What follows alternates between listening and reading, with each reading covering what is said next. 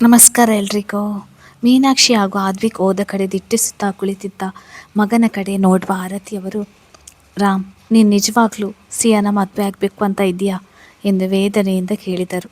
ಅಮ್ಮ ಪ್ಲೀಸ್, ಪದೇ ಪದೇ ಅದನ್ನೇ ಹೇಳಬೇಡ. ನಾನು ಅಚ್ಚರಿಯವರ ಜಾಗಕ್ಕೆ ಮತ್ತೊಂದು ಹೆಣ್ಣನ್ನು ಕರೆತರುವುದೇ ಆಗಿದ್ದರೆ 4 ವರ್ಷಕ್ಕೆ ಏನಕ್ಕೆ ಒಂಟಿಯಾಗಿ ಇರ್ತಿದ್ದೆ. ಅದಲ್ಲದೆ ಮಿಥಿಲಿ ವಿಷಯ ಬಂದಾಗಲೆಲ್ಲ ನಾನು ಕ್ಲಿಯರ್ ಆಗಿ ಹೇಳಿಲ್ವಾ, ಈ ಜನ್ಮಕ್ಕೆ ಅಚ್ಚರಿ ಮಾತ್ರವೇ ನನ್ನ ಅರ್ಧಾಂಗಿ ಅಂತ. ಅವರು ಹೇಳಿದಂತೆ ನಾವಿಬ್ಬರು ಜೊತೆಯಲ್ಲಿ ಬದುಕಿದ್ರು ಬದುಕದೆ ಹೋದ್ರು ಕೊನೆವರೆಗೂ ನನ್ನ ಹೆಂಡತಿ ಅಚ್ಚರಿ ಮಾತ್ರವೇ. ನೆನಪಿರಲಿ, ಆ ಸಿಯಾ ತಲೆ ಕೆಟ್ಟವಳಾಗಿ ಏನೇನೋ ಮಾತಾಡ್ತಾಳೆ. ಅದನ್ನೆಲ್ಲ ನಂಬಿಕೊಂಡು ನೀನು ಮತ್ತೆ ಹೀಗೆಲ್ಲ ಮಾತಾಡಿದರೆ ಸರಿ ಇರುವುದಿಲ್ಲ ಎಂದು ಕಟುವಾಗಿ ಎಚ್ಚರಿಸಿ ಅಲ್ಲಿಂದ ಹೊರಟು ಬಿಟ್ಟ. ಹೀಗಾಗಲೇ ಬೆಳಿಗ್ಗೆ ಸಿಯಾ ಮಾಡಿದ ಎಡವಟ್ಟಿಗೆ ತನ್ನವಳು ತನ್ನ ಬಗ್ಗೆ ಏನು ಅಂದುಕೊಂಡಾಳು ಎಂಬ ಟೆನ್ಷನ್ನಲ್ಲಿದ್ದ ರಾಮ್. ಆದರೆ ಮಗನ ರೇಗುವಿಕೆಗೆ ತಲೆ ಕೆಡಿಸಿಕೊಳ್ಳದ ಆರತಿಯವರ ಮುಖದಲ್ಲಿ ನಗು ಮೂಡಿತು. ಅಚ್ಚರಿ ಮತ್ತು ರಾಮ್ ತಮ್ಮ ಮನಸ್ಸಿನಲ್ಲಿರುವುದನ್ನು ವ್ಯಕ್ತಪಡಿಸಿ ಹೋಗಿದ್ದರಿಂದ ಅವರಿಗೆ ನೆಮ್ಮದಿಯಾಯಿತು. ಅಂದು ರಾತ್ರಿ ಎಂದಿನಂತೆ ಮಗನಿಗೆ ಹೋಮ್ವರ್ಕ್ ಮಾಡಿಸಿದ ಅಚ್ಚರಿ ಮಗನಿಗೆ ಊಟ ಮಾಡಿಸಲು ತಟ್ಟೆಗೆ ಊಟ ಬಡಿಸಿಕೊಂಡು ಗಾರ್ಡನ್ಗೆ ಕರೆದುಕೊಂಡು ಬಂದಿದ್ದಳು. ತುಂಬ ಸಮಯದ ನಂತರ ಅಮ್ಮನ ಜೊತೆ ಮುಕ್ತವಾಗಿ ಸಮಯ ಕಳೆಯುತ್ತಿದ್ದ ಆರವ್ ತುಂಬ ಖುಷಿಯಲ್ಲಿದ್ದ. ಮಮ್ಮ, ನಾನು, ನೀವು, ಚಾಂಪ್ ಎಲ್ಲರೂ ಎಲ್ಲಿಗಾದರೂ ಟ್ರಿಪ್ ಹೋಗಿ ಬರೋಣವಾ ಎಂದು ಕಣ್ಣರಳಿಸಿ ಕೇಳಿದ. ಹೋಗಿ ಬರೋಣ, ಆದರೆ ನಮ್ಮ ಜೊತೆ ಪಪ್ಪನೂ ಇರ್ತಾರೆ ಎಂದು ಗಂಭೀರವಾಗಿ ನುಡಿದಳು ಅಚ್ಚರಿ. ಆರವ್ ರಾಮ್ ವಿಷಯದಲ್ಲಿ ಬೆಳೆಸಿಕೊಂಡಿದ್ದ ತಿರಸ್ಕಾರ ಅವಳ ಗಮನಕ್ಕೆ ಬಂದಿತ್ತಾದರೂ ಇಷ್ಟು ದಿನ ಕಂಡು ಕಾಣದಂತೆ ಸುಮ್ಮನಿದ್ದು ಬಿಟ್ಟಿದ್ದಳು ಅಚ್ಚರಿ. ರಾಮ್ ಮೇಲೆ ಅವಳ ಮನಸ್ಸಿನಲ್ಲಿ ಶಿಖರದಷ್ಟು ಅಸಮಾಧಾನ, ಸಿಟ್ಟು, ತಿರಸ್ಕಾರ ಇದ್ದಿದ್ದರಿಂದ ಅಮ್ಮನ ಮಾತಿಗೆ ಸರಿ ಎಂದು ತಲೆಯಾಡಿಸಿದ ಆರವ್ ತನ್ನ ಸಲುವಾಗಿ ಹೋಗೇ ಎಂದಿದ್ದಾನೆ ಎಂದು ತಿಳಿದ ಅಚ್ಚು, ಬಂಗಾರಿ, ಯಾಕೆ ನೀನು ಪಪ್ಪನ ಇಷ್ಟೊಂದು ಹೇಟ್ ಮಾಡೋದು ಎಂದು ಮಗನಿಗೆ ತುತ್ತಿಟ್ಟು ಪ್ರಶ್ನೆ ಮಾಡಿದಳು. ಪಪ್ಪ ನಿಮಗೆ ಹರ್ಟ್ ಮಾಡಿ ಮನೆಯಿಂದ ಆಚೆ ಹಾಕಿದ್ರು ಅಲ್ವಾ ಎಂದವನ ದನಿ ವೇದನೆಯಿಂದ ತುಂಬಿರೋದು ಕಂಡು, ಅರೆ ಯಾರು ನಿಂಗೆ ಈ ರೀತಿ ಹೇಳಿದ್ದು ಬಂಗಾರಿ? ಭುವನ ಅತ್ತೆ ಶರಣ್ ಮಾವನಿಗೆ ಯಾರಿಗೂ ಹೇಳದೆ ನಾನು ಒಬ್ಬಳೇ ಮದುವೆ ಮಾಡಿಸಿಬಿಟ್ಟೆ ಅಲ್ವಾ, ಅದಕ್ಕೆ ಪಪ್ಪ ನನ್ನ ಮೇಲೆ ಸಿಟ್ಟಾಗಿತ್ತು. ನಾನು ಸಹ ಕೋಪ ಮಾಡಿಕೊಂಡು ನಿಮ್ಮನ್ನೆಲ್ಲ ಬಿಟ್ಟು ಮನಾಲಿಗೆ ಹೊರಟು ಬಿಟ್ಟೆ ಎಂದವಳ ಮಾತುಗಳನ್ನು ಚಾಂಪ್ ನಂಬಿ ಬಿಡುವನೇನು. ಆದರೆ ಆರವಲ್ಲ. ಅವನಿಗೆ ಈಗ ತನ್ನ ಸುತ್ತಲೂ ಏನು ನಡೆಯುತ್ತಿದೆ ಎಂದು ಅರಿಯುವಷ್ಟು ಬುದ್ಧಿ ಇತ್ತು. ಅವನೇನು ಮಾತನಾಡದೆ ಸುಮ್ಮನೆ ತನ್ನ ಕೈತುತ್ತು ತಿನ್ನುವಾಗ, ಆರವ್, ನಾನು ಯಾರ ಜೊತೆ ಮಾತನಾಡ್ತಾ ಇರೋದು? ನಾನು ಮಾಡಿದ್ದು ತಪ್ಪಲ್ವಾ? ಅದಕ್ಕೆ ತಾನೇ ಪಪ್ಪ ನನ್ನ ಮೇಲೆ ಕೂಗಾಡಿ ಸಿಟ್ಟು ಮಾಡಿಕೊಂಡಿದ್ದು ಎಂದು ಅಚ್ಚರಿ ಮತ್ತೆ ಪ್ರಶ್ನೆ ಮಾಡಿದಾಗ, ಮಮ್ಮ, ನೀವು ಸಾರಿ ಕೇಳಿದ್ರಿ ಅಲ್ವಾ ಎಂದವಳನ್ನೇ ಮರು ಪ್ರಶ್ನೆ ಮಾಡಿದ. ತನ್ನ ಅಪ್ಪ ಅಮ್ಮನ ಬದುಕಿನಲ್ಲಿ ಏನು ನಡೆಯುತ್ತಿದೆ ಎನ್ನುವುದು ಅವನಿಗೆ ಅರ್ಥವಾಗುತ್ತಿದೆ ಎನ್ನುವಂತೆ. ಇಲ್ಲ ಬಂಗಾರಿ, ನಿಮಗೆ ಪಪ್ಪನ ಬಗ್ಗೆ ಗೊತ್ತಿಲ್ಲ ಕಣೋ, ಅವರು ತುಂಬ ಒಳ್ಳೆಯವರು. ಆದರೆ ನಾನೇ ಅತ್ತೆ ಮಾವನಿಗೆ ಯಾರಿಗೂ ಹೇಳದೆ ಮದುವೆ ಮಾಡಿಸಿ ತಪ್ಪು ಮಾಡಿದ್ದು. ಆಗ ಅವರು ನನ್ನ ಮೇಲೆ ಕೂಗಾಡಿದ್ರು ಅಂತ ಮನೆ ಬಿಟ್ಟು ಹೋದೆ. ಮತ್ತೆ ಅವರು ನಿನ್ನ ಮೀಟ್ ಮಾಡೋದಕ್ಕೆ ಅಂತ ಸ್ಕೂಲ್ ಹತ್ತಿರ ಬಂದಾಗ ನನ್ನ ಜೊತೆ ರೂಡಾಗಿ ಬಿಹೇವ್ ಮಾಡಿದ್ರು ಅಂತ ಚಾಂಪ್ನ ಸಾಯಿಸಿಬಿಟ್ರಿ ಅಂತ ನೀವೇ ಅಂತ ಅವರಿಗೆ ಸುಳ್ಳು ಹೇಳಿ ಚೀಟಿಂಗ್ ಮಾಡಿ ಮನಾಲಿಗೆ ಹೊರಟು ಬಿಟ್ಟಿದ್ದು. ಪಪ್ಪ ತಪ್ಪು ಮಾಡಿಲ್ಲ ಅಂತ ನಾನು ಹೇಳ್ತಿಲ್ಲ, ಆದರೆ ಪಪ್ಪನಿಗಿಂತ ಮಮ್ಮನೇ ಜಾಸ್ತಿ ತಪ್ಪು ಮಾಡಿರೋದಿಲ್ಲಿ. ಹಾಗಾದರೆ ಇನ್ಮೇಲೆ ನೀನು ಮಮ್ಮನ ಪಪ್ಪನ ಹೇಟ್ ಮಾಡಿದಷ್ಟೇ ಹೇಟ್ ಮಾಡ್ತೀಯಾ ಎಂದು ಕಣ್ಣಿನಿಂದ ಜಾರಿದ ಹಣಿಯನ್ನು ಒರೆಸುವ ಅಚ್ಚರಿಯನ್ನು ಕಂಡು ಆರವ್ಗೆ ಅಳು ಬಂದು ಬಿಟ್ಟಿತು. ಮಮ್ಮ ಪ್ಲೀಸ್ ಅಳಬೇಡಿ ಎಂದು ಬಿಕ್ಕಳಿಸುತ್ತಾ ಮನವಿ ಮಾಡಿದನು. ಇನ್ಮೇಲೆ ನಾನು ಆ ರೀತಿ ಮಾಡೋದಿಲ್ಲ ಎಂದು ಅವಳನ್ನು ಅಪ್ಪಿ ನುಡಿದಾಗ, ಹಾಗಾದರೆ ಮಮ್ಮನಿಗೆ ಪ್ರಾಮಿಸ್ ಮಾಡು, ಮತ್ತೆ ಪಪ್ಪನಿಗೆ ಹರ್ಟ್ ಆಗೋ ಹಾಗೆ ಅವರ ಜೊತೆ ರೂಡಾಗಿ ಬಿಹೇವ್ ಮಾಡೋದಿಲ್ಲ ಅಂತ ಎಂದು ಅಚ್ಚರಿ ತನ್ನ ಕೈ ಮುಂದೆ ಚಾಚಿದಾಗ, ಪ್ರಾಮಿಸ್, ಇನ್ಮೇಲೆ ನಾನು ಪಪ್ಪನಿಗೆ ರೆಸ್ಪೆಕ್ಟ್ ಕೊಡ್ತೀನಿ, ಪಪ್ಪನ ಜೊತೆ ಸಹ ಗುಡ್ ಬಾಯ್ ಥರ ಇರ್ತೀನಿ ಎಂದು ಆರವ್ ಪ್ರಾಮಿಸ್ ಮಾಡಿದ. ಮಗನ ಮಾತಿಗೆ ಕಣ್ಣು ಒರೆಸಿಕೊಂಡು ನಸುನಕ್ಕ ಅಚ್ಚರಿ ಅವನ ತುಂಬಿದ ಕಣ್ಣುಗಳನ್ನು ಸಹ ಒರೆಸಿ ಮಗನ ಹಣೆಗೆ ಮುತ್ತಿಟ್ಟಳು. ಪಪ್ಪನ ಮಾತು ಕೇಳ್ತೀನಿ, ಪಪ್ಪನಿಗೆ ರೆಸ್ಪೆಕ್ಟ್ ಕೊಡ್ತೀನಿ, ಅವ್ರಿಗೆ ಹರ್ಟ್ ಆಗುವಾಗೆ ಬಿಹೇವ್ ಮಾಡೋದಿಲ್ಲ ಆ್ಯಂಡ್ ಆರ್ಗ್ಯೂ ಅಂತೂ ಮಾಡೋದೇ ಇಲ್ಲ ಅಂತ ಪ್ರಾಮಿಸ್ ಮಾಡಿದ್ಯಾ ಮಮ್ಮನಿಗೆ. ಪ್ರಾಮಿಸ್ ಬ್ರೇಕ್ ಮಾಡಿದರೆ ನಿನಗೆ ನನ್ನ ಮೇಲೆ ಲವ್ ಇಲ್ಲ ಅಂತ ಗೊತ್ತಾಗುತ್ತೆ ಎಂದಾಗ, ನೋ ಮಮ್ಮ, ನಾನು ಮತ್ತೆ ಆ ರೀತಿ ಮಾಡೋದಿಲ್ಲ ಎಂದು ದೃಢವಾಗಿ ನುಡಿದ ಆರವ್ ಇನ್ನಷ್ಟು ಅವಳ ಎದೆಯಲ್ಲಿ ಅವಿತುಕೊಂಡಾಗ ಅವನ ತಲೆಗೂದಲಿನಲ್ಲಿ ಅಪ್ಯಾಯತೆಯಿಂದ ಕೈ ಆಡಿಸಿದಳು ಅಚ್ಚು. ಬಂಗಾರಿ, ನಾನಿಲ್ಲದಿದ್ದರೆ ನೀನು ಚಾಂಪ್ನ ಹೇಟ್ ಮಾಡ್ತೀಯಾ, ಅವನಿಗೆ ಹರ್ಟ್ ಮಾಡ್ತೀಯಾ ಎಂದು ಮೃದು ದನಿಯಲ್ಲಿ ಪ್ರಶ್ನೆ ಮಾಡಿದಳು. ಎಲ್ಲ ಜಂಜಾಟಗಳಿಂದ ಮುಕ್ತಿ ಪಡೆಯುವ ನಿರ್ಧಾರ ಮಾಡಿದ್ದಳು ಅಚ್ಚು. ಇಲ್ಲ, ಅವನು ನನ್ನ ತಮ್ಮ ಅಲ್ವಾ ಎಂದದ್ದು ಕೇಳಿ ನೆಮ್ಮದಿಯ ನಿಟ್ಟುಸಿರು ಹೊರಹಾಕಿದಳು ಅಚ್ಚು. ಎಸ್, ಅವನು ನಿನ್ನ ತಮ್ಮ. ಒಂದು ವೇಳೆ ಪಪ್ಪ ಮಮ್ಮ ಇಲ್ಲದೆ ಹೋದರೂ ನೀನು ಅವನನ್ನು ಅಪ್ಪ ಅಮ್ಮನಾಗಿ ಪ್ರೊಟೆಕ್ಟ್ ಮಾಡಿಕೊಳ್ಬೇಕು. ಆಗಲೇ ನಿನಗೆ ಪಪ್ಪನಷ್ಟು ಪವರ್ ಬರುವುದು ಎಂದಳು. ತಾನಿಲ್ಲದೆ ಹೋದರೂ ಆರವ್, ರಾಮ್ ಹಾಗೂ ಚಾಂಪ್ ಜೊತೆ ತನ್ನೆಲ್ಲ ಮುನಿಸುವ ಅಸಮಾಧಾನ ಮರೆತು ನೆಮ್ಮದಿಯಿಂದ ಜೀವಿಸಬೇಕು ಎನ್ನುವ ಕಾರಣಕ್ಕೆ ಅಚ್ಚರಿ ಹೀಗೆ ಹೇಳಿದ್ದಳು. ಆದರೆ ಅಮ್ಮ ಏನು ಹೇಳಿದರೂ ಕೇಳಲು ಸಿದ್ಧವಿದ್ದ ಆರವ್ ಇವಾಗಲೂ ಸರಿ ಎಂದು ತಲೆದೂಗಿದ. ಅಚ್ಚರಿ ಯಾಕೆ ಇದನ್ನೆಲ್ಲ ಹೇಳುತ್ತಿದ್ದಾಳೆ ಎನ್ನುವ ಅರಿವಿಲ್ಲದೆ ಮರುದಿನ ಬೆಳಿಗ್ಗೆ ಮಗನ ಬುಕ್ಸ್ ಟೈಮ್ ಟೇಬಲ್ ಪ್ರಕಾರ ಬ್ಯಾಗಿಗೆ ಹಾಕುತ್ತಿದ್ದ ಅಚ್ಚರಿಯ ಬಳಿ ಬಂದ ಅಂಕಿತ್. ಅತ್ತಿಗೆ, ಅಣ್ಣ ಏನಕ್ಕೋ ಕೂಗ್ತಾ ಇದ್ದಾನೆ, ಹೋಗಿ ಅದೇನು ಅಂತ ಕೇಳಿ ಎಂದನು. ಅವನ ದನಿಯಲ್ಲಿ ಹೊರಟುತನ, ಕಣ್ಣಿನಲ್ಲಿ ತಿರಸ್ಕಾರ ಬತ್ತದೆ ಹೋಗಿತ್ತು. ತಮ್ಮನಂತೆ ಇದ್ದವನು ಅಣ್ಣನ ಸಲುವಾಗಿ ತನ್ನ ಮೇಲೆ ಇಷ್ಟೊಂದು ಅಸಮಾಧಾನ ತಿರಸ್ಕಾರ ಬೆಳೆಸಿಕೊಂಡಿದ್ದು ನ್ಯಾಯವಾಗಿಯೇ ಇದ್ದುದರಿಂದ ಭಾರವಾದ ಉಸಿರನ್ನು ಹೊರಹಾಕಿದಳು ಅಚ್ಚರಿ. ಸರಿ, ಅದೇನು ಅಂತ ನಾನು ಹೋಗಿ ಕೇಳ್ತೀನಿ ಎಂದವಳು. ಬಂಗಾರಿ, ಇನ್ನೆರಡು ನೋಟ್ಬುಕ್ ಇಲ್ಲೇ ಇವೆ ಪುಟ್ಟ, ಅದನ್ನು ಮರೆಯದೆ ಬ್ಯಾಗಿಗೆ ಹಾಕು ಎಂದು ಎಚ್ಚರಿಸುತ್ತಾ ಅಲ್ಲಿಂದ ಹೊರಟಳು. ಅವಳು ಹೋದ ಕಡೆ ದಿಟ್ಟಿಸುತ್ತಾ ನಿಂತ ಅಂಕಿತ್. ಸಾರಿ ಅತ್ತಿಗೆ, ನನ್ನಿಂದ ಎಷ್ಟು ಸಾಧ್ಯವಾಗುತ್ತೋ ಅಷ್ಟು ಹೊರಟಾಗಿ ಕಟುವಾಗಿ ವರ್ತಿಸ್ತಾ ಇದ್ದೀನಿ. ಈ ರೀತಿಯಾದರೂ ನಿಮ್ಮ ಮನಸ್ಸು ಅಣ್ಣನ ವಿಷಯದಲ್ಲಿ ಬದಲಾಗಲಿ ಅನ್ನೋ ಕಾರಣಕ್ಕೆ ಎಂದು ತನ್ನೊಳಗೆ ಕ್ಷಮೆಯಾಚಿಸಿದನು. ಅಂಕಿತ್ಗೆ ತಿಳಿಯದೇ ಹೋಯಿತು. ಒಮ್ಮೆಲೆ ತನ್ನವರೆಲ್ಲ ಈ ರೀತಿ ತಿರಸ್ಕರಿಸಿ ಬಿಟ್ಟರೆ ಇಷ್ಟರ ಮಟ್ಟಿಗೆ ಹತಾಶೆ ನಿರಾಸೆ ಆವರಿಸಿ ಬಿಡುವುದು ಮನುಷ್ಯನ ಬದುಕಿನಲ್ಲಿ ಎಂದು.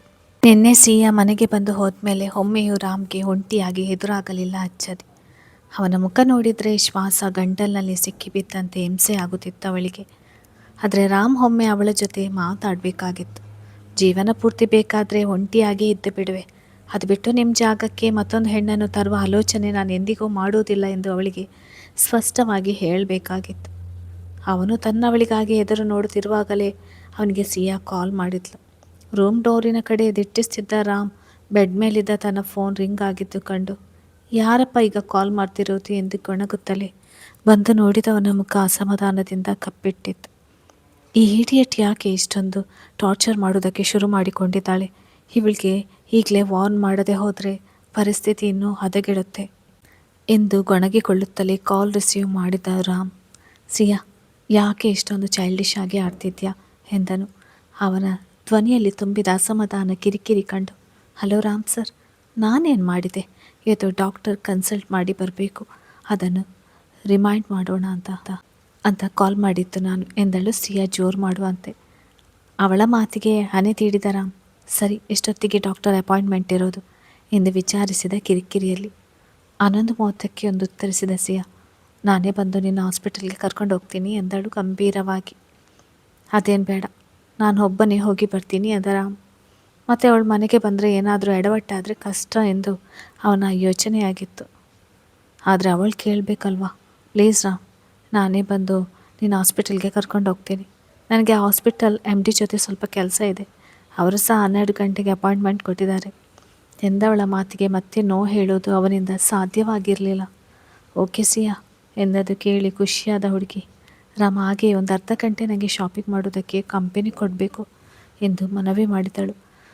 ಅವಳ ಮನವಿಗೆ ಹಣೆ ಹೊತ್ತಿಕೊಂಡ ರಾಮ್, ಸಿಯಾ ಪ್ಲೀಸ್, ನನಗೆ ಹಾಸ್ಪಿಟಲ್ಗೆ ಹೋಗೋದಕ್ಕೆ ಮೂಡಿಲ್ಲ, ಇನ್ನು ಶಾಪಿಂಗ್ ಬೇರೆನಾ ಎಂದು ತುಸು ರೇಗಿದಂತೆ ಕೇಳಿದಾಗ, ಪ್ಲೀಸ್ ಕಣೋ, ನನ್ನ ಕಸಿನ್ ಎಂಗೇಜ್ಮೆಂಟ್ ಇದೆ, ಸೊ ಗಿಫ್ಟ್ ತಗೊಳ್ಳೋದಕ್ಕೆ ಹೋಗಬೇಕು, ಮತ್ತೆ ನಾನು ಫ್ರೀ ಇರೋದಿಲ್ಲ ಎಂದಾಗ ಒಳ್ಳೆ ಅಡ್ಡ ಕತ್ತರಿಯಲ್ಲಿ ಸಿಕ್ಕಿಬಿದ್ದಂತೆ ಆಯಿತು ರಾಮ್ ಪರಿಸ್ಥಿತಿ. ಆದರೆ ಅವಳು ತಾನು ಸಾವು ಬದುಕಿನ ನಡುವೆ ಇರುವಾಗ ಅಷ್ಟೆಲ್ಲ ಸಹಾಯ ಮಾಡಿದ್ದಾಳೆ. ಆ ಒಂದು ಕೃತಜ್ಞತೆಯಿಂದ, ಸರಿ, ನಾನು ನಿನ್ನ ಜೊತೆ ಶಾಪಿಂಗ್ಗೆ ಬರ್ತೀನಿ, ಬಟ್ ಅಲ್ಲಿ ಟೈಮ್ ವೇಸ್ಟ್ ಮಾಡಬಾರ್ದು ಎಂದು ಎಚ್ಚರಿಸುವಾಗ ಅಲ್ಲಿಗೆ ಅಚ್ಚರಿ ಬಂದಿದ್ದಳು. ಅವಳ ಕಡೆ ಗಮನವಿಲ್ಲದ ರಾಮ್ ಸಿಯಾ ಜೊತೆ ತನ್ನ ಮಾತು ಮುಂದುವರಿಸಿದ. ಅಯ್ಯೋ, ನೀನು ನನ್ನ ಜೊತೆ ಶಾಪಿಂಗ್ಗೆ ಬರ್ತಿರೋದು ಹೆಚ್ಚು, ಅಂಥದ್ರಲ್ಲಿ ಅಲ್ಲಿ ಟೈಮ್ ವೇಸ್ಟು ಏನಕ್ಕೆ ಮಾಡಲಿ? ಸರಿ, ನೀನು ಎಷ್ಟೊತ್ತಿಗೆ ರೆಡಿ ಇರ್ತೀಯ? ನಾನು ಯಾವಾಗ ನಿನ್ನ ಪಿಕ್ ಮಾಡೋದಕ್ಕೆ ಬರಲಿ ಎಂದು ಸಿಯಾ ಕೇಳಿದಾಗ, ಇನ್ನೊಂದು ಅರ್ಧ ಗಂಟೆ ಬಿಟ್ಟು ಬಾ, ನಾನು ಅಷ್ಟರಲ್ಲಿ ರೆಡಿ ಆಗ್ತೀನಿ ಎಂದು ಹಿಂದೆ ತಿರುಗಿದ ರಾಮ್ ಅಚ್ಚರಿ ರೂಮಿನೊಳಗೆ ಬಾರದೆ ಅಲ್ಲೇ ಇರುವುದನ್ನು ಕಂಡು, ಸಿಯಾ, ನಾನು ನಿನಗೆ ಮತ್ತೆ ಕಾಲ್ ಮಾಡ್ತೀನಿ ಎಂದು ಒಡನೆ ಕರೆ ತುಂಡರಿಸಿದ. ಅಚ್ಚರಿ, ಯಾಕೆ ಅಲ್ಲೇ ನಿಂತು ಬಿಟ್ರಿ ಎಂದು ಕೇಳಿದವನಿಗೆ ಅವಳಿಗೆ ಏನೆಂದು ಉತ್ತರಿಸಬೇಕೋ ತೋಚದೇ ಹೋಯಿತು. ನಿನ್ನೆಯಿಂದ ಅವಳ ಮನಸ್ಸಿಗೆ ತುಂಬ ಹಿಂಸೆ ಆಗುತ್ತಿತ್ತು. ತನ್ನದಲ್ಲದ ಜಾಗದಲ್ಲಿ, ತನ್ನವರಲ್ಲದವರ ಬದುಕಿನಲ್ಲಿ ನಾನು ನೆಮ್ಮದಿಯಾಗಿ ಉಸಿರಾಡಲು ಸಾಧ್ಯವಿಲ್ಲ ಎನಿಸಿತು. ಅವಳೇನನ್ನೋ ಹೇಳದೆ ಅಲ್ಲೇ ನಿಂತಿರುವುದು ಕಂಡು, ಅಚ್ಚರಿ, ನಾನು ನಿಮ್ಮ ಜೊತೆನೇ ಮಾತನಾಡ್ತಾ ಇರೋದು, ಬನ್ನಿ ಒಳಗೆ ಎನ್ನುತ್ತಾ ಅವಳ ಬಳಿ ಬಂದಾಗ, ಪರವಾಗಿಲ್ಲ ಅಂಕಿತ್, ನೀವೇನೋ ಕೂಗ್ತಾ ಇದ್ದೀರಿ ಅಂತ ಹೇಳಿದ. ಹೇಳಿ ಏನು ವಿಷಯ ಎಂದವಳು ಇವಾಗಲೂ ಅವನ ಮುಖಕ್ಕೆ ಮುಖ ಕೊಟ್ಟು ಮಾತಾಡದೆ ಹೋದಳು. ಅವಳಿಗೆ ತಾನು ಮಾತ್ರವಲ್ಲ, ತನ್ನ ರೂಮ್ ಸಹ ತನ್ನದಲ್ಲ ಎನ್ನುವ ಭಾವನೆ ಆವರಿಸಿ ಬಿಟ್ಟಿದೆ ಎನ್ನುವ ಸೂಕ್ಷ್ಮವನ್ನು ಬೇಗನೆ ಅರಿತಾರ ನಿಟ್ಟುಸಿರೊಂದು ಹೊರಹಾಕಿ, ಅಚ್ಚರಿ, ನಾನು ನಿಮ್ಮ ಜೊತೆ ಮುಖ್ಯವಾದ ವಿಷಯ ಮಾತಾಡಬೇಕಾಗಿತ್ತು, ಬನ್ನಿ ಒಳಗೆ ಎಂದವಳ ಕೈ ಹಿಡಿಯಲು ಹೋದಾಗ, ಅಮ್ಮ, ಚಾಂಪ್ ನನ್ನ ಬ್ಯಾಗ್ ಮೇಲೆ ನೀರು ಚೆಲ್ಲಿಬಿಟ್ಟ ಎಂದು ಆರವ್ ಜೋರಾಗಿ ಕಿರುಚಿಕೊಂಡಾಗ, ರಾಮ್ ನಾನು ಹೋಗಬೇಕು ಎಂದು ತನ್ನ ಕೈಯನ್ನು ಬಿಡಿಸಿಕೊಂಡು ಅವಸರದಲ್ಲಿ ಅಲ್ಲಿಂದ ಹೊರಟು ಬಿಟ್ಟಳು ಅಚ್ಚರಿ. ಅದನ್ನು ಕಂಡು ರಾಮ್ ಬೆಚ್ಚಾಗಿ ನಿಂತು ಬಿಟ್ಟ. ಯಾಕೋ ಪರಿಸ್ಥಿತಿ ತನಗೆ ಅನುಕೂಲಕರವಾಗಿಲ್ಲ ಎನಿಸತೊಡಗಿತು. ಈಗ ಹಾಸ್ಪಿಟಲ್ಗೆ ಹೋಗಬೇಕಿದ್ದರಿಂದ ಫ್ರೆಶ್ ಆಗಿ ಬರಲು ಹೊರಟನು ರಾಮ್. ಸಂಜೆ ಅಚ್ಚರಿಯ ಜೊತೆ ಮಾತನಾಡುವ ನಿರ್ಧಾರ ಮಾಡಿ ಮಗನ ಕೂಗಿಗೆ ಗಾಬರಿಯಲ್ಲಿ ಓಡಿ ಬಂದ ಅಚ್ಚು ತನ್ನ ಕಿರಿಮಗ ಮಾಡಿದ್ದ ಕಿತಾಪತಿ ಕಂಡು ಗಟ್ಟಿಯಾಗಿ ಹನೆ ಹೊತ್ತಿಕೊಂಡಳು. ಮಮ್ಮ, ಚಾಂಪ್ನ ನೋಡಿ ಏನು ಮಾಡಿದ್ದಾನೆ, ನನ್ನ ಡೈರಿಗೆ ಸೈನ್ ಆಗಿದೆಯೋ ಇಲ್ವೋ ಅಂತ ಚೆಕ್ ಮಾಡ್ತಿದ್ರೆ ಬಾಟಲ್ ಮುಚ್ಚಳ ಓಪನ್ ಮಾಡಿ ಬ್ಯಾಗಿನೊಳಗೆ ನೀರು ಸುರಿದಿದ್ದಾರೆ ಎಂದು ಸಿಟ್ಟಿನಲ್ಲಿ ತನ್ನ ಮುಂದೆ ನಿಂತಿದ್ದ ಚಾಂಪ್ನ ನೋಡುತ್ತಾ ದೂರು ನೀಡಿದ ಆರವ್. ಈಗಾಗಲೇ ಅಣ್ಣನ ಕೂಗಾಟ ಕಂಡು ಹೆದರಿದ್ದ ಚಾಂಪ್, ಮಮ್ಮ, ಮಿಸ್ ಆಗಿ ನೀರು ಚೆಲ್ಲಿತ್ತು, ಸಾರಿ ಎಂದು ಕಣ್ಣು ಪಿಳುಕಿಸುತ್ತಾ ಕ್ಷಮೆ ಯಾಚಿಸಿದ. ಅಣ್ಣನ ಕಂಪ್ಲೇಂಟ್, ತಮ್ಮನ ಸಾರಿ ಕಂಡು ನಿಟ್ಟುಸಿರೊಂದು ಹೊರಹಾಕಿದ ಅಚ್ಚು ಸಮಯ ಒಮ್ಮೆ ನೋಡಿದಳು. ಅದಾಗಲೇ 9:20 ಬಿಟ್ಟಿತ್ತು. ಅದನ್ನು ಕಂಡು, ಬಂಗಾರಿ, ಗೊತ್ತಿಲ್ಲದೀಗೆ ನೀರು ಚೆಲ್ಲಿಬಿಟ್ಟಿದ್ದಾನೆ, ಇವತ್ತು ಸ್ಕೂಲಿಗೆ ಲೀವ್ ಮಾಡು, ನಾವೆಲ್ಲ ಮಾವನ ಮನೆಗೆ ಹೋಗಿ ಬರೋಣ ಎನ್ನುತ್ತಾ ಬ್ಯಾಗಿನಿಂದ ಒಂದೊಂದೇ ಬುಕ್ಸ್ ಆಚೆ ತೆಗೆದಿಟ್ಟಳು. ಬಟ್ ಮಮ್ಮಿ, ಮ್ಯಾಮ್ ನಾಳೆ ರೀಸನ್ ಕೇಳ್ತಾರೆ ಯಾಕೆ ಅಬ್ಸೆಂಟ್ ಆಗಿದ್ದು ಅಂತ ಎಂದು ಚಿಂತೆಯಲ್ಲಿ ಅಂದ ಆರವ್. ನಾನು ನಿಮ್ಮ ಮ್ಯಾಮ್ಗೆ ಕಾಲ್ ಮಾಡಿ ಹೇಳ್ತೀನಿ ಎಂದ ಮೇಲೆ ಓಕೆ ಎನ್ನುವಂತೆ ತಲೆದೂಗಿದ ಆರವ್. ಅಚ್ಚರಿ ಮಕ್ಕಳನ್ನು ಕರೆದುಕೊಂಡು ಎಲ್ಲಿ ಹೋಗ್ತಾ ಇದೆಯಾ ಎಂದು ಗೊಂದಲದಲ್ಲಿ ಕೇಳಿದರು ಆರತಿ. ಅಚ್ಚರಿ ಮಕ್ಕಳನ್ನು ರೆಡಿ ಮಾಡಿಕೊಂಡು ಹೊರಟಿರುವುದು ಕಂಡು ಅವರಿಗೆ ಆಶ್ಚರ್ಯವಾಗಿತ್ತು. ಲಹರಿ ಪಾಪುನ ನೋಡಿಕೊಂಡು ಬರುವುದಕ್ಕೆ ಎಂದಾಗ, ಅಚ್ಚು, ಮೊದಲೇ ನನಗೂ ಒಂದು ಮಾತು ಹೇಳೋದಿಲ್ವಾ, ನಾನು ಲಹರಿ ಮಗುವನ್ನು ನೋಡಿಕೊಂಡು ಬರುವುದಕ್ಕೆ ಬರ್ತಿದ್ದೆ ಎಂದರು ಆರತಿ. ಲಹರಿಗೆ ಡೆಲಿವರಿ ಆದಮೇಲೆ ಒಮ್ಮೆಯೂ ತಾಯಿ ಮತ್ತು ಮಗುವಿನ ಆರೋಗ್ಯ ವಿಚಾರಿಸಲಾಗಲಿಲ್ವಲ್ಲ ಎಂಬ ಕೊರಗು ಅವರಿಗಿತ್ತು. ಸಾರಿ ಅತ್ತೆ, ನನಗೆ ನೀವು ಬರ್ತೀರಾ ಅಂತ ಗೊತ್ತಿರಲಿಲ್ಲ ಎಂದು ಕ್ಷಮೆ ಕೇಳಿದಾಗ, ಸಾರಿ ಏನಕ್ಕೆ ಹೇಳ್ತೀಯಾ, ನಾನು ಮತ್ತೆ ಯಾವಾಗಲಾದರೂ ಹೋಗಿ ಬರ್ತೀನಿ, ನೀನೀಗ ಮಕ್ಕಳ ಜೊತೆ ಹೋಗಿ ಬಾ, ಹುಷಾರು ಎಂದರು. ಅವಳ ಕೆನ್ನೆ ಸವರಿ ತನ್ನ ಜೊತೆ ಮಕ್ಕಳನ್ನು ಸಹ ರೆಡಿ ಮಾಡಿಕೊಂಡು ಹೊರಡುವ ಅವಸರದಲ್ಲಿದ್ದವಳಿಗೆ ಹರಸಿದರು. ಸರಿ ಅತ್ತೆ ಎಂದು ನಗುಮುಖದಲ್ಲಿ ತಲೆಯಾಡಿಸಿದ ಅಚ್ಚು ಮಕ್ಕಳನ್ನು ಕರೆದುಕೊಂಡು ತನ್ನ ತವರಿಗೆ ಹೊರಟಳು. ಅವಳು ಹೋದ ಕಡೆ ನೋಡುತ್ತಾ ನಿಂತಲ್ಲಿಂದಲೇ ದೇವರಿಗೆ ಕೈಮುಗಿದ ಧನ್ಯವಾದ ತಿಳಿಸಿದರು ಆರತಿ. ಅಚ್ಚರಿಯಲ್ಲಿ ಕಾಣಿಸ್ತಿದ್ದ ಬದಲಾವಣೆ ಕಂಡು ಅವಳು ನಿಧಾನವಾಗಿ ತನ್ನ ಹಳೆಯ ಜೀವನಕ್ಕೆ ಮರಳುತ್ತಿದ್ದಾಳೆಂದು ಅವರು ತಪ್ಪು ತಿಳಿವಳಿಕೆ ಹೊಂದಿದ್ದರು. ಮೊಮ್ಮಗಳಿಗೆ ಎಣ್ಣೆ ಹಚ್ಚಿ ಸ್ನಾನ ಮಾಡಿಸುವ ತಯಾರಿಯಲ್ಲಿದ್ದ ಸಂಪೂರ್ಣ ಅವರು, ಅಮ್ಮಮ್ಮ, ಚಿನಿಮಾ ಸ್ನಾನ ಮಾಡ್ತಾ ಇದ್ದಾಳೆ ಎಂದು ಮೊಮ್ಮಗ ಮುದ್ದು ಮುದ್ದಾಗಿ ಪ್ರಶ್ನೆ ಮಾಡಿದಾಗ ಕಣ್ಣರಳಿಸಿ ನೋಡಿದರು.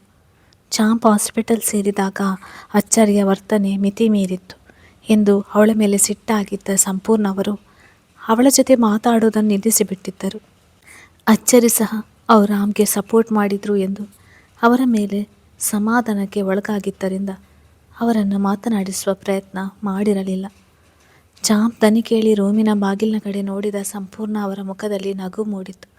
ಚಾಂಪ್ ಜೊತೆ ಆರವ್ ಸಹ ಬಂದಿರುವುದನ್ನು ಕಂಡು, ಚಾಂಪ್, ಆರವ್, ಇಷ್ಟು ದಿನ ಆದಮೇಲೆ ನಿಮಗೆ ಅಮ್ಮಮ್ಮನ ಮನೆ ನೆನಪಾಯ್ತಾ ಎನ್ನುತ್ತಾ ತನ್ನ ಮಡಿಲಿನಲ್ಲಿದ್ದ ಮೊಮ್ಮಗಳನ್ನು ಲಾರಿ ಕೈಗೆ ಕೊಟ್ಟು ಮೊಮ್ಮಕ್ಕಳ ಬಳಿ ಬಂದವರು ಅವರನ್ನು ಅಪ್ಪಿ ಮುದ್ದು ಮಾಡುತ್ತಿರುವುದನ್ನು ಕಂಡು ಅಚ್ಚು ನಿಟ್ಟುಸಿರು ಹೊರಹಾಕಿದಳು. ಮನೆಗೆ ಬಂದ ಕೂಡಲೇ ತನ್ನ ತಾಯಿಗೆ ಇನ್ನು ತನ್ನ ಮೇಲಿನ ಸಿಟ್ಟು ಕರಗಿಲ್ಲ ಎಂದು ಅವರ ವರ್ತನೆ ಹೇಳಿಬಿಟ್ಟಿತ್ತು. ಅದರ ಬಗ್ಗೆ ಹೆಚ್ಚು ಯೋಚಿಸದೆ ಲಹರಿ ಬಳಿ ಬಂದ ಅಚ್ಚು, ಚಿನಿಮಾ, ಇವತ್ತು ನಿನಗೆ ಈ ಅತ್ತೆ ಸ್ನಾನ ಮಾಡಿಸಿ ರೆಡಿ ಮಾಡ್ತಾಳೆ ಬಾ ಎನ್ನುತ್ತಾ ಮಗುವನ್ನು ಎತ್ತಿಕೊಂಡಳು. ಲಹರಿ, ನನ್ನ ಸೊಸೆಗೆ ಟವಲ್ ತಗೊಂಡು ಬಾ ಎನ್ನುತ್ತಾ ವಾಶ್ರೂಮ್ ಕಡೆ ನಡೆದಳು ಲಹರಿ. ಅತ್ತೆ, ಅಭಿಮಾವನಿಗೆ ಕಾಲ್ ಮಾಡಿ ಅಚ್ಚು ಮತ್ತು ಮಕ್ಕಳು ಬಂದಿದ್ದಾರೆ ಅಂತ ಹೇಳಿ, ಬೇಗ ಬರುವುದಕ್ಕೆ ಹೇಳಿ ಎಂದು ಎಚ್ಚರಿಸಿ ಟವಲ್ ಹಿಡಿದು ಒಳಗೆ ಹೋದಳು. ಸಂಪೂರ್ಣ ಅವರು ಮೊಮ್ಮಕ್ಕಳನ್ನು ಕರೆದುಕೊಂಡು ಮಗನಿಗೆ ಮತ್ತು ಗಂಡನಿಗೆ ಕರೆ ಮಾಡಲು ಹೊರಟರು. ಲಹರಿ ಸಹಾಯ ಪಡೆದು ಮಗುವಿಗೆ ಸ್ನಾನ ಮಾಡಿಸಿದ ಅಚ್ಚು, ನಾನೇ ರೆಡಿ ಮಾಡ್ತೀನಿ ಕಣೆ ಇವತ್ತು ಎಂದು ಆ ಪುಟಾಣಿ ನಾಜೂಕು ದೇಹಕ್ಕೆ ಮಾಯಿಶ್ಚರೈಸರ್ ಹಚ್ಚಿ ಪೌಡರ್ ಹಾಕಿ ಹಣೆಗೆ ಕಾಡಿಗೆ ಇಟ್ಟು ರೆಡಿ ಮಾಡಿದ. ಚಿನ್ನಿ, ಈ ಮನೆಯಲ್ಲಿ ನಿಮ್ಮ ಅತ್ತೆಯಿಂದ ಹಾಳಾದ ನೆಮ್ಮದಿ ಮತ್ತು ನಗುವನ್ನು ನೀನು ಮತ್ತೆ ತುಂಬಬೇಕು ಎನ್ನುತ್ತಾ ಸೊಸೆಯ ಪುಟಾಣಿ ಪಾದಕ್ಕೆ ಮುತ್ತಿಟ್ಟಳು. ಅಚ್ಚು ಬಂದಾಗಿನಿಂದ ಸುಮ್ಮನಿರೋದು ಕಂಡು, ಅಚ್ಚು ಹುಷಾರಾಗಿದೆಯಲ್ವಾ ಎಂದು ಅನುಮಾನದಿಂದ ಕೇಳಿದಳು ಲಹರಿ. ನನಗೇನಾಗಿದೆ ಕಣೆ, ನಾನು ಆರಾಮವಾಗೇ ಇದ್ದೇನೆ ಅಲ್ವಾ ಎಂದು ಅವಳನ್ನೇ ಮರು ಪ್ರಶ್ನೆ ಮಾಡಿ ತನ್ನ ಬೆರಳನ್ನು ಮುಷ್ಟಿಯಲ್ಲಿ ಹಿಡಿದಿದ್ದ ಪುಟಾಣಿ ಹಸ್ತವನ್ನು ತುಟಿಗೆ ಸೋಕಿಸಿಕೊಂಡಳು. ಇಲ್ಲ ಕಣು, ಯಾಕೋ ನೀನು ಯಾವಾಗಲೂ ಇರುವ ರೀತಿ ಇಲ್ಲ ಎಂದಳು ಲಹರಿ. ಗೆಳತಿಯ ಬಗ್ಗೆ ತಿಳಿದಿದ್ದವಳು. ಅಯ್ಯೋ, ನನಗೇನಾಗಿದೆ, ನೀನು ಹೀಗೆ ಚಿಂತೆ ಮಾಡುವಂಥದ್ದು ಇನ್ನೂ ಸಹ ಏನೂ ಆಗಿಲ್ಲ ಕಣೆ ಎಂದಳು ಸಹಜವಾಗಿ. ಅಚ್ಚು, ಅದೇನೇ ಹಾಗೆ ಮಾತಾಡ್ತಾ ಇದೆಯಾ, ಬಿಡು ಅನ್ನು. ಇಲ್ಲಿಯವರೆಗೂ ನಿನ್ನ ಜೀವನದಲ್ಲಿ ನಡೆದಿರುವ ದುರಂತಗಳು ಸಾಲೋದಿಲ್ವಾ ಎಂದು ಲಹರಿ ರೇಗಿದಳು. ಗೆಳತಿಯ ಮಾತಿಗೆ ನಸುನಕ್ಕ ಅಚ್ಚು. ಹೇ ಚಿನ್ನಿ, ನಿಮ್ಮ ಅಮ್ಮ ಹೇಗೆ ಜೋರು ಮಾಡ್ತಿದ್ದಾಳೆ ನೋಡು ನಿನ್ನ ಅತ್ತೆ ಮೇಲೆ ಎಂದು ಸೊಸೆಯ ಬಳಿ ದೂರಿದಳು. ಅತ್ತೆಯ ಮಾತಿನ ಅರ್ಥವಾಗದೆ ಬೆರಳು ಹಿಡಿದು ಪಿಳಿ ನೋಡಿದಳು ಅಭಿಯ ರಾಜಕುಮಾರಿ. ಅಚ್ಚು, ನಿನ್ನ ಮತ್ತು ರಾಮ್ ಸರ್ ನಡುವೆ ಎಲ್ಲ ಸರಿ ಹೋಯ್ತಾ? ಅವರು ನಿನ್ನ ಕ್ಷಮಿಸಿ ಮುಂಚಿನಷ್ಟೇ ಪ್ರೀತಿ ಮಾಡ್ತಿದ್ದಾರೆ ಅಲ್ವಾ ಎಂದು ಲಹರಿ ಅಕ್ಕರೆಯಿಂದ ಪ್ರಶ್ನೆ ಮಾಡಿದಳು. ಅವರ ಪ್ರೀತಿ ಅವತ್ತಿಗೂ ಇವತ್ತಿಗೂ ಒಂದೇ ಥರ ಇದೆ ಲಹರಿ, ನಾನೇ ಅವರ ಪ್ರೀತಿಗೆ ಅರ್ಹಳಲ್ಲ ಎಂದು ತನ್ನೊಳಗೆ ನುಡಿದ ಅಚ್ಚು. ಲಹರಿ, ಅವರು ಇನ್ನೂ ನನ್ನ ದ್ವೇಷ ಮಾಡ್ತಾರೆ ಅಂತ ನಿನಗೆ ಅನಿಸುತ್ತಾ ಎಂದು ಪ್ರಶ್ನೆ ಮಾಡಿದಳು. ಅಚ್ಚು ಯಾವುದೋ ವಿಷಯಕ್ಕೆ ಡಿಸ್ಟರ್ಬ್ ಆಗಿದ್ದಾಳೆಂದು ಲಹರಿಗೆ ಅರ್ಥವಾಯಿತು. ಅಭಿ ಒಂದು ಸಲ ರಾಮ್ ಸರ್ ಮೀಟ್ ಮಾಡುವುದಕ್ಕೆ ನಿಮ್ಮ ಮನೆಗೆ ಬರಬೇಕು ಅಂತ ಹೇಳ್ತಿದ್ದ. ಅತ್ತೆ ಕೂಡ ಮುಂದಿನ ವಾರ ಬರ್ತೀನಿ, ಮಗುವಿನ ನಾಮಕರಣಕ್ಕೆ ಎಲ್ಲರನ್ನೂ ಕರೆಯೋಣ ಅಂತ ಹೇಳಿದ್ರು ಎಂದಾಗ ಲಹರಿ, ಅಭಿ ಬಂದು ಕ್ಷಮೆ ಕೇಳಿದ ಮೇಲೆ ನನ್ನ ಒಪ್ಪುವಂಥ ಮನಸ್ಥಿತಿಯವರು ಅಲ್ಲ ಅವರು ನನ್ನ ಜೊತೆ ಚೆನ್ನಾಗೇ ಇದ್ದಾರೆ. ಸೊ ಅಭಿ ಅವರನ್ನು ಮೀಟ್ ಮಾಡಿ ಸಾರಿ ಕೇಳೋದೇನು ಬೇಡ ಎಂದ ಅಚ್ಚುವಿನ ಮಾತನ್ನು ಲಹರಿ ಒಪ್ಪಲಿಲ್ಲ. ನಿನಗೆ ಗೊತ್ತಿಲ್ಲ ಕಣೆ, ಅಭಿಗೆ ತಾನು ಮಾಡಿದ ತಪ್ಪು ಅರ್ಥವಾದ ಮೇಲೆ ನಿನ್ನ ಜೀವನ ನಾನೇ ಹಾಳು ಮಾಡಿದೆ ಅನ್ನೋ ಪಶ್ಚಾತ್ತಾಪ ಕಾಡ್ತಿದೆ. ರಾಮ್ ಸರ್ ಅಂತ ಒಳ್ಳೆಯ ವ್ಯಕ್ತಿಗೆ ನೋವು ಕೊಟ್ಟೆ ಅಂತ ಒದ್ದಾಡ್ತಿದ್ದಾನೆ. ಒಂದ್ಸಲ ಸಾರಿ ಕೇಳಿದರೆ ಅವನ ಮನಸ್ಸಿಗೂ ನೆಮ್ಮದಿ ಸಿಗುತ್ತೆ ಎಂದಳು. ಅವನಿಷ್ಟ ಕಣೆ, ಯಾರು ಎಷ್ಟೇ ಸಾರಿ ಕೇಳಿದರೂ ನಡೆದು ಹೋಗಿರೋದನ್ನು ಯಾರಿಂದಲೂ ಸರಿ ಮಾಡೋದಕ್ಕೆ ಆಗೋದಿಲ್ಲ ಎಂದಳು ಅಚ್ಚು ತನ್ನಾಗೆ. ಅಚ್ಚು, ಯಾಕೆ ಹೀಗೆಲ್ಲ ಮಾತಾಡ್ತಾ ಇದ್ದೀಯಾ? ನಿನ್ನ ಮನಸ್ಸಿನಲ್ಲಿ ಏನಾದರೂ ನೋವಿದ್ರೆ ನನ್ನ ಹತ್ತಿರ ಶೇರ್ ಮಾಡ್ಕೊ ಎಂದು ಲಹರಿ ಅವಳ ಕೈ ಹಿಡಿದಾಗ, ಇಷ್ಟು ದಿನ ಮನಸ್ಸಿಗೆ ಬಂದಂತೆ ಮಾತಾಡಿ ಎಲ್ಲರ ಮನಸ್ಸು ಮುರಿದಿದ್ದೀನಿ, ಏನಾದರೂ ಸ್ವಲ್ಪ ಎಚ್ಚೆತ್ತುಕೊಳ್ಳೋಣ ಅಂತ ಅಷ್ಟೆ ಎಂದಳು ಅಚ್ಚು. ಮತ್ತು ಆ ವಿಷಯ ಮಾತಾಡಲು ಇಚ್ಛಿಸದ ಲಹರಿ, ಅಚ್ಚು, ಮುಂದಿನ ವಾರವೇ ರಾಮ್ ಸರ್ ಮತ್ತು ಮಕ್ಕಳನ್ನು ಕರೆದುಕೊಂಡು ಬಂದು ಬಿಡು. ತುಂಬ ಸಮಯದ ನಂತರ ಮನೆಯಲ್ಲಿ ಒಂದು ಶುಭ ಕಾರ್ಯ ನಡೆಯುತ್ತಿದೆ, ನೀನೇ ಮುಂದೆ ನಿಂತು ತಯಾರಿ ಮಾಡಬೇಕು ಎಂದಳು. ಭಾರವಾದ ಉಸಿರು ಹೊರ ಹಾಕಿದ ಅಚ್ಚು. ಲಾರಿ, ಪಾಪುಗೆ ಇನ್ನೂ 1 ತಿಂಗಳು ಕಣೆ, ಈಗಲೇ ಹೆಸರು ಇಡೋದು ಬೇಡ, 5 ಅಥವಾ 9 ತಿಂಗಳು ತುಂಬಿದಾಗ ಇಡಿ, ಅಷ್ಟರಲ್ಲಿ ಪರಿಸ್ಥಿತಿ ತಿಳಿಯಾಗಿರುತ್ತೆ ಎಂದಳು. ಅಚ್ಚರಿ, ಏನು ಹೇಳ್ತಿದ್ಯಾ ಎಂದು ಲಹರಿ ಅನುಮಾನದಿಂದ ಕೇಳಿದಳು. ಮಗುವನ್ನು ಕಣ್ತುಂಬಿಕೊಳ್ಳುತ್ತಿದ್ದ ಅಚ್ಚು, ಪಾಪು ದೊಡ್ಡವಳಾಗಿರ್ತಾಳೆ, ಆಗ ಮಾಡಿದರೆ ಚೆನ್ನಾಗಿರುತ್ತೆ ಅಷ್ಟೇ ಎಂದು ಸಹಜವಾಗಿ ನುಡಿದಳು. ಅಚ್ಚು ಬಂದಾಗಿನಿಂದ ಒಗಟಿನಂತೆ ಮಾತನಾಡುತ್ತಿರುವುದರಿಂದ ಲಹರಿಗೆ ಅನುಮಾನ ಕಾಡಿತ್ತು. ಅಷ್ಟರಲ್ಲಿ ನಂದನ್ ಅವರು ಅಲ್ಲಿಗೆ ಬಂದಿದ್ದು ಕಂಡು ಅಚ್ಚು ಖುಷಿಯಾದಳು. ಅಪ್ಪ ಎಂದು ಮಗುವನ್ನು ಬೆಡ್ ಮೇಲೆ ಮಲಗಿಸಿ ಅವರ ಎದೆಯಲ್ಲಿ ಹುದುಕಿಕೊಂಡವಳಿಗೆ ದುಃಖ ಒತ್ತರಿಸಿ ಬಂದಿತ್ತು. ಪ್ರೇಯಸಿಯಾಗಿ, ಹೆಂಡತಿಯಾಗಿ ಮಾತ್ರವಲ್ಲದೆ ಅಮ್ಮನಾಗಿ, ಮಗಳಾಗಿಯೂ ತಾನು ಸೋಲಲು ತಯಾರಾಗಿರುವುದನ್ನು ನೆನೆದು ಸಂಕಟವಾಯಿತು. ಆದರೆ ಅವಳ ಕಣ್ಣೀರು ಬತ್ತಿ ಹೋಗಿತ್ತು. ಮಗಳ ಹಣೆಗೆ ಮುತ್ತಿಟ್ಟ ನಂದನ್ ಅವರು, ಹೇಗಿದೆಯಾ ಕೂಸೆ ಎಂದು ವಿಚಾರಿಸಿದಾಗ, ಚೆನ್ನಾಗಿದ್ದೀನಿ ಎಂದಳು. ಅಪ್ಪ, ಈ ಹಠಮಾರಿ ಮಗಳನ್ನು ಮಿಸ್ ಮಾಡಿಕೊಳ್ತೀಯ ನೀನು ಎಂದು ಕೇಳಿದಾಗ, ನಿನ್ನ ಅಪ್ಪನ ದೇಹದಲ್ಲಿ ಉಸಿರಿರುವವರೆಗೂ ಎಂದು ಉತ್ತರಿಸಿದರು. ಐ ಮಿಸ್ ಯು ಎಂದು ಅವರನ್ನು ಮತ್ತೆ ಹಪ್ಪಿದಳು. ನಂತರ ಅಭಿ ಬಂದಿದ್ದ. ಅವನನ್ನು ಅಕ್ಕರೆಯಿಂದ ಅಲಂಘಿಸಿದಳು. ಅವನು ರಾಮ್ ಬಗ್ಗೆ ವಿಚಾರಿಸಿದಾಗ ಲಹರಿಗೆ ಹೇಳಿದ ಸಬೂಬನ್ನೇ ಹೇಳಿ ಮಾತು ಮರೆಸಿದಳು. ಆದರೆ ಸಂಪೂರ್ಣ ಅವರು ಮಾತ್ರ ಮಗಳನ್ನು ಮಾತನಾಡಿಸಲಿಲ್ಲ. ಸಂಜೆಯವರೆಗೂ ಅಲ್ಲೇ ಇದ್ದು ಅಭಿಗೆ ಮಗುವಿನ ನಾಮಕರಣ 5 ಅಥವಾ 9 ತಿಂಗಳಿನಲ್ಲಿ ಮಾಡಿ ಎಂದು ರಿಕ್ವೆಸ್ಟ್ ಮಾಡಿ ಅವನನ್ನು ಒಪ್ಪಿಸಿ ಅಲ್ಲಿಂದ ಹೋಗುವ ಮುನ್ನ ಅಮ್ಮನ ಬಳಿ ಬಂದು ಅಪ್ಪಿಕೊಂಡಳು. ಮುಂದಿನ ಜನ್ಮದಲ್ಲಾದರೂ ಇಂಥ ಕೆಟ್ಟ ಹುಡುಗಿಯನ್ನು ಮಗಳನ್ನಾಗಿ ಕೊಡಬೇಡ ಅಂತ ದೇವರ ಹತ್ತಿರ ಬೇಡಿಕೋ ಸಂಪೂರ್ಣ. ಇಲ್ಲಾಂದರೆ ಮತ್ತೆ ನಾನೇ ನಿನ್ನ ಮಗಳಾಗಿ ಹುಟ್ಟಿ ಬರ್ತೀನಿ ಎಂದು ರೇಗಿಸಿ ಮಕ್ಕಳ ಜೊತೆ ಹೊರಟಳು. ಸಂಪೂರ್ಣ ಅವರ ಎದೆ ಸಂಕಟದಿಂದ ಕಣ್ಣಳಿತು. ಆದರೆ ಮಗಳ ಬದುಕು ಸರಿಯಾಗುವವರೆಗೂ ಮಾತಾಡಬಾರ್ದು ಎಂದು ಮನಸ್ಸನ್ನು ಗಟ್ಟಿ ಮಾಡಿಕೊಂಡಿದ್ದರು. ಗಾಢ ನಿದ್ರೆಯಲ್ಲಿದ್ದ ರಾಮ್ಗೆ ಇದ್ದಕ್ಕಿದ್ದಂತೆ ಎದೆಯಲ್ಲಿ ವಿಚಿತ್ರವಾದ ಬಾಧೆ ಶುರುವಾಯಿತು. ಗಂಟಲು ಬಿಗಿಯಾಗಿ ಉಸಿರಾಡಲು ಕಷ್ಟವಾದಾಗ ಎದ್ದು ಕುಳಿತು ನೀರು ಕುಡಿದನು. ಕಾರಣವಿಲ್ಲದೆ ಅವನಲ್ಲಿ ಆತಂಕ ತುಂಬಿಕೊಂಡಿತು. ಯಾಕೆ ಇವತ್ತು ಹೀಗಾಗ್ತಿದೆ, ಮೆಡಿಸಿನ್ ಎಫೆಕ್ಟಿಂದ ಹೀಗೆ ಫೀಲ್ ಆಗ್ತಿದೆಯಾ ಎಂದು ಯೋಚಿಸ್ತಿದ್ದವನಿಗೆ ಮಡತಿ ಮತ್ತು ಮಕ್ಕಳ ನೆನಪಾಯಿತು. ಸಿಯ ಬಂದು ಹೋದ್ಮೇಲೆ ಅಚ್ಚರಿ ಆರವ್ ಜೊತೆ ಮಲಗುತ್ತಿದ್ದಳು. ಚಾಂಪ್ ಕೂಡ ಅಣ್ಣ ಮತ್ತು ಅಮ್ಮನ ಜೊತೆ ಮಲಗುವೆ ಎಂದು ಹೋಗಿದ್ದ. ಇವರಿಗೆ ಏನಾದರೂ ತೊಂದರೆಯಾಗಿದೆಯೇ ಎಂದು ಆತಂಕಗೊಂಡ ರಾಮ್ ಮಗನ ರೂಮಿನ ಬಳಿ ಬಂದನು. ಬಾಗಿಲು ತೆರೆದಿರುವುದನ್ನು ಕಂಡು ಅವನ ಹುಬ್ಬುಗಳು ಸುಕ್ಕುಗಟ್ಟಿದವು. ಸಮಯ ನೋಡಿದಾಗ ಇನ್ನೂ 3 ಗಂಟೆ. ಇಷ್ಟು ಬೇಗ ಎದ್ದಿದ್ದಾರಾ ಎಂದು ಅನುಮಾನದಲ್ಲಿ ಒಳಗೆ ಹೋದ. ರಾಮ್ಗೆ ಆರವ್ ಮತ್ತು ಚಾಂಪ್ ನಡುವೆ ಅಚ್ಚರಿ ಮಲಗಿದ್ದ ಜಾಗ ಖಾಲಿಯಾಗಿಯೇ ಕಂಡಿತ್ತು. ಮನೆಯನ್ನೆಲ್ಲ ಹುಡುಕಿದರೂ ಅವಳು ಎಲ್ಲಿಯೂ ಕಾಣಲಿಲ್ಲ. ಅಪ್ಪನ ಕಾರ್ ಕೂಡ ಇಲ್ಲದಿರುವುದನ್ನು ಕಂಡು ಅವನ ದುಗುಟ ದುಪ್ಪಟ್ಟಾಯಿತು. ಮತ್ತೆ ಮಗನ ರೂಮಿಗೆ ಬಂದು ಆರವ್ ಎಂದು ಪಿಸು ದನಿಯಲ್ಲಿ ಎಬ್ಬಿಸಿದನು. ಮೆಲ್ಲಗೆ ಕಣ್ಣ ಬಿಟ್ಟ ಆರವ್ ಪಪ್ಪ ಇಷ್ಟು ಬೇಗ ಬೆಳಿಗ್ಗೆ ಆಯಿತಾ ಎಂದು ಕೇಳಿದ. ಮಮ್ಮ ಎಲ್ಲಿಗೆ ಹೋದ್ಲು ಎಂದು ಆತಂಕದಲ್ಲಿ ರಾಮ್ ಕೇಳಿದಾಗ ನಿನ್ನ ರೂಮಿನಲ್ಲಿ ಮಲಗಿದ್ದಾರೆ ಅನಿಸುತ್ತೆ ಎಂದು ಆರವ್ ಮತ್ತೆ ಕಣ್ಣು ಮುಚ್ಚಿದ. ಆರವ್ ಮಮ್ಮ ನನ್ನ ರೂಮಿನಲ್ಲಿ ಇಲ್ಲ ಕಣೋ, ಅವ್ರು ಎಲ್ಲಿಗಾದರೂ ಹೋಗ್ತೀನಿ ಅಂತ ಹೇಳಿದಾರ ಎಂದು ಕೇಳಿದಾಗ ನೋ ಪಪ್ಪ, ನಾಳೆಯಿಂದ ನಮ್ಮೆಲ್ಲರ ಹೊಸ ಲೈಫ್ ಶುರು ಮಾಡ್ತಿದ್ದೀವಿ ಅಂತ ರಾತ್ರಿ ಹೇಳಿದರು ಎಂದ ಆರವ್ ಮತ್ತೆ ನಿದ್ರೆಗೆ ಜಾರಿದ. ರಾಮ್ ಕಣ್ಣು ಅಚಾನಕ್ಕಾಗಿ ಪಿಲ್ಲೋ ಅಡಿಯಲ್ಲಿದ್ದ ಅವನದೇ ಡೈರಿ ಮೇಲೆ ಬಿತ್ತು. ರಾತ್ರಿ ಅಚ್ಚರಿ ಕ್ಯಾರೆಟ್ ಹಲ್ವಾ ಮಾಡಿದ್ದು. ಆರವ್ಗೆ ಈಗ ತಿನ್ನದಿದ್ದರೆ ಮತ್ತೆ ಯಾವತ್ತೂ ತಿನ್ನೋದಕ್ಕೆ ಆಗೋದಿಲ್ಲ ಎಂದು ಎಚ್ಚರಿಸಿದ್ದು ನೆನಪಾಗಿ ಅವನ ಕೈಗಳು ನಡುಗತೊಡಗಿದವು. ಅವರು ನನ್ನಿಂದ ದೂರ ಹೋಗುವ ನಿರ್ಧಾರ ಮಾಡಿರ್ತಾರಷ್ಟೇ, ಜೀವಕ್ಕೆ ಅಪಾಯ ಮಾಡಿಕೊಳ್ಳುವಷ್ಟು ವೀಕ್ ಅವರಲ್ಲ ಎಂದು ತನಗೆ ತಾನೇ ಧೈರ್ಯ ತುಂಬಿಕೊಳ್ಳುತ್ತಾ ಡೈರಿ ತೆಗೆದನು. ಅಲ್ಲಿ ಪುಟ ಅರ್ಧಕ್ಕೆ ಮುಚ್ಚಿ ಶಾಪಗ್ರಸ್ತ ಹೊಲವು, ಕ್ಷಮೆ ಕೇಳದೆ ಬದುಕಿಗೆ ವಿದಾಯ ಹೇಳಿದ ಹೊಲವು ಎಂಬ ಶೀರ್ಷಿಕೆ ಕಂಡು ಅವನ ಕಣ್ಣುಗಳಲ್ಲಿ ನೀರು ತುಂಬಿತು. ಕತೆ ಮುಂದುವರಿಯುತ್ತದೆ. ಹಾಗೆ ಚಾನೆಲ್ಗೊಂದು ಹೈಪ್ ಮಾಡಿ. ನಿಮ್ಮ ಹೈಪ್ ನಮಗೆ ಕೊಡುವ ದೊಡ್ಡ ಸಪೋರ್ಟ್. ಧನ್ಯವಾದಗಳು.